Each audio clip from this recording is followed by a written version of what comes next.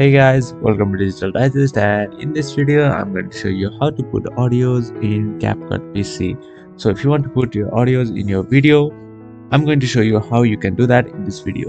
So let's begin. So the first step is to make sure you have downloaded the CapCut from the official website and make sure you have updated it to the latest version. So first open your CapCut application. So once you have done that, you can see this sort of interface. So over here, let's create a new project, and once you open the project, you can see this sort of interface. So now the first step is to go to import and import some videos.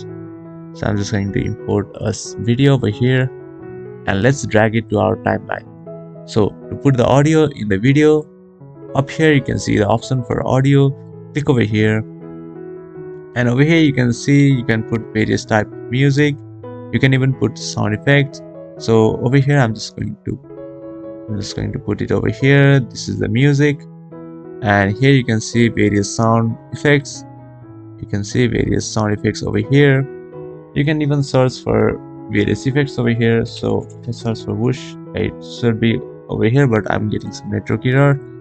So here you can see this is our sound, so I'm just going to drag it over here as well.